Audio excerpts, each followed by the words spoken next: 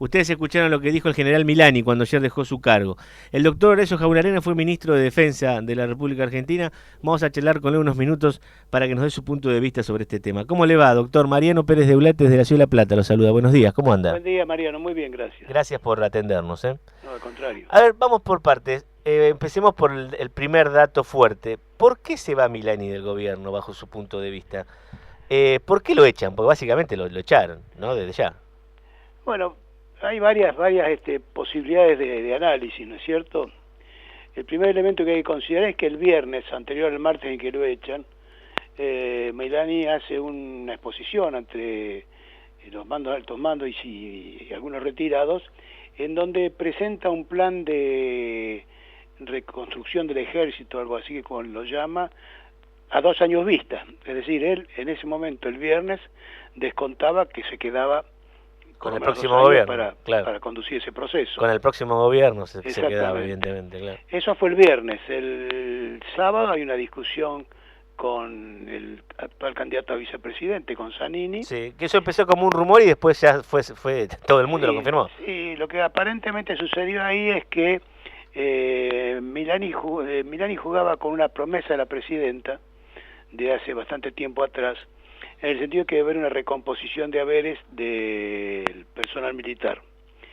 Y él había hecho, de alguna manera, lo había transmitido como un logro personal a esa recomposición de haberes, y ahora ese día le notifican que eso no va a salir. Con lo cual él queda un poco... Y él ya lo había vendido internamente. Claro, exactamente. Ese es un elemento para considerar. El otro elemento para considerar es que tenía un contacto muy afinado con Scioli.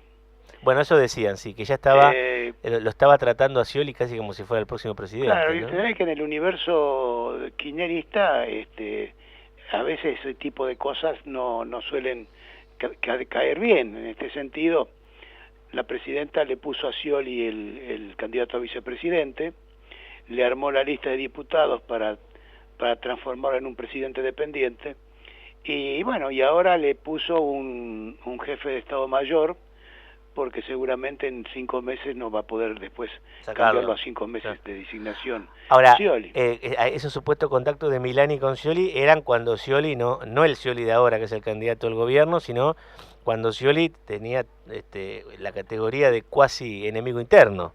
Sí, no, pero aparte de eso, y luego también, después siguieron trabajando, y evidentemente a Cristina no le gusta que alguien demuestre cierta autonomía con respecto a sus decisiones. Entonces es probable que lo que ha sucedido es que ese contacto de Scioli extremadamente amable, digamos, con Milani, y bueno, ella pudiera pensar que eso significaría que a futuro Milani va a depender más o va a obedecer más a Scioli que a ella. Entonces le notificó a Scioli a través de esta designación que bueno, que la verdadera jefa es ella, ¿no?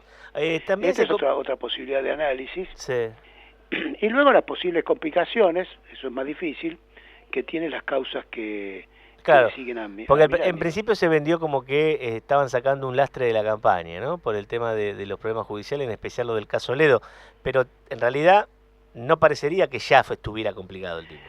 No, yo creo que en todo caso sería un análisis contribuyente, pero no el fundamental, porque la verdad es que Cristina y el gobierno estuvo dispuesto a soportar todo el costo político de la designación de Milani desde mucho tiempo atrás. Incluso se aguantaron 2 debates en el Congreso cuando se discutió el pliego de ascenso de Milani, en donde bueno, se revelaron todas las inconvenientes y los antecedentes de Milani, ¿verdad?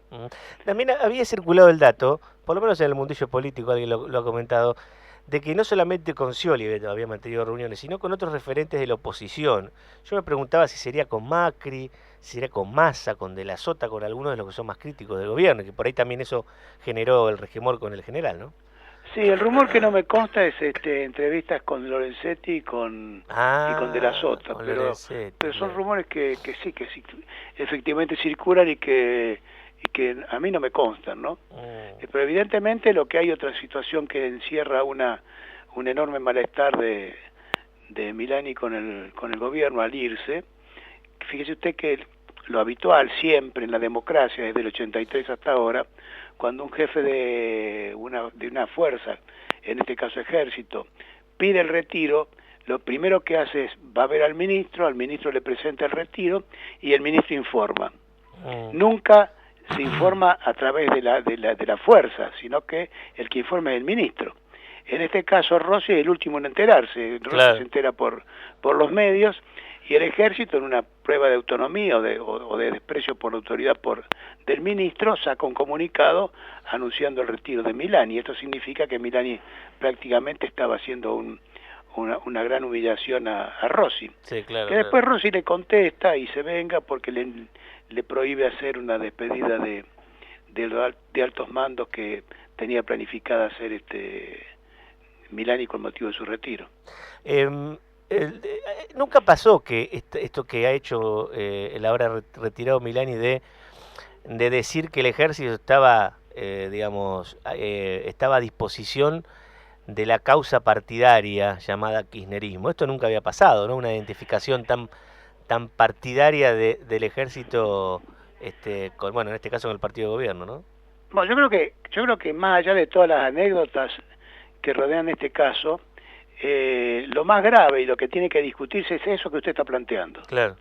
Porque en realidad, por primera vez desde la restauración de la democracia, y por una ocurrencia de la presidenta, que habló de refuncionalizar el ejército, como continuidad de ese concepto de la presidenta, Milani cuando asume dice que pone el ejército a disposición de la causa nacional y popular que encarna el gobierno, con lo cual coloca al ejército al servicio de una facción, que es la facción gobernante, y no al servicio de la nación como tendría que ser. Y esto es una característica del kirchnerismo. También la justicia pretenden que sea de la facción, es decir, del gobierno, y no la justicia de la nación. Y también los medios de comunicación que son del Estado están al servicio del gobierno, de la facción, y no del Estado, que es la nación.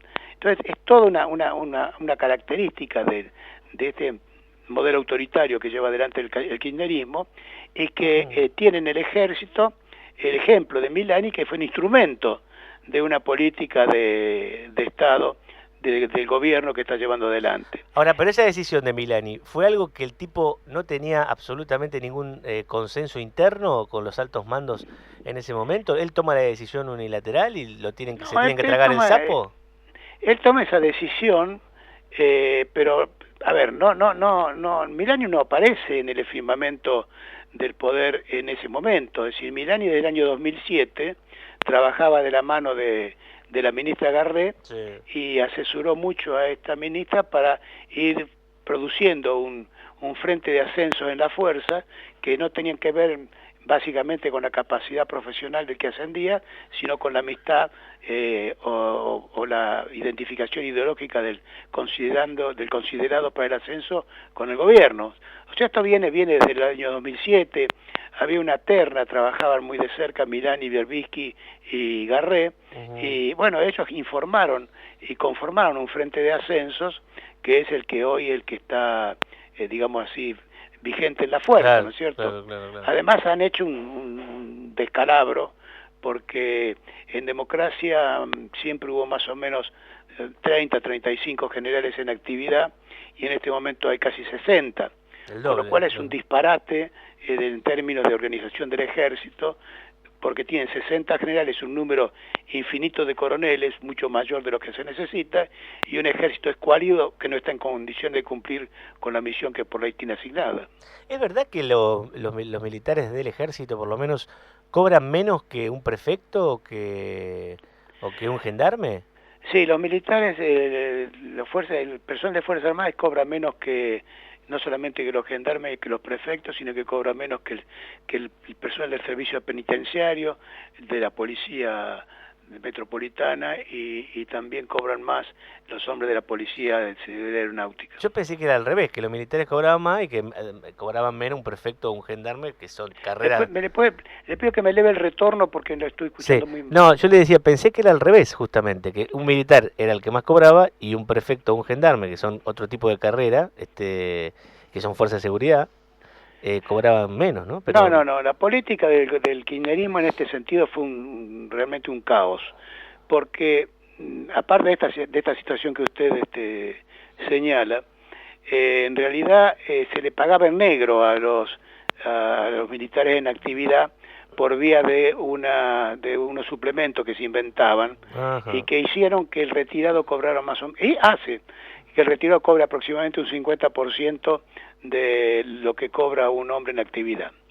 Esto ajá. de origen a juicios, hay más de 160.000 juicios en este momento que han instalado los militares contra el Estado, Ujú. por diferencia de haberes, lo cual constituye un pasivo monstruoso Me que va a tener que imagino, claro. pagar el gobierno, pues estos juicios se van a perder. Claro, claro, claro, me Así que este imagino. es otro regalo de la época, de esta década ganada que nos deja el kirchnerismo. Le hago la última y lo dejo. La llegada de Ricardo Kundom a la titularidad del ejército, ¿cambia un poco el panorama de lo que venía pasando o es más de lo mismo? Bueno, vamos a ver, en realidad cuando se hace inteligencia interna en el ejército como se hizo durante la época de Milani, no era un invento de Milani, en realidad el Milani era un instrumento y la inteligencia que hacía el ejército a través de Milani y su gente la recepcionaba el gobierno.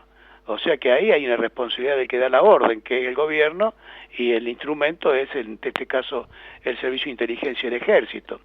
Lo mismo es el gobierno que tolera que el ejército esté a disposición de él y no de la nación. O sea que acá, ¿qué quiero decir con esto? Que mientras no cambie la orden, no va a cambiar Claro, la actitud, ¿verdad? entiendo. Lo que yo creo que acá tenemos que ver, este es un gobierno que se está yendo, le quedan 6 meses, por supuesto que puede hacer mucho daño durante estos 6 meses, pero yo creo que acá hay que trabajar en un esfuerzo para que todos los candidatos a presidente en la próxima elección se comprometan a volver a colocar el ejército al servicio de la nación, a ordenar que nunca más haya inteligencia interna por parte del ejército y a comprometerse a un plan de reconstrucción de la fuerza que ha sido destruida por este gobierno. Horacio Jaunarena con nosotros charlando. Muy amable, doctor, ¿eh? Un gusto. Hasta luego.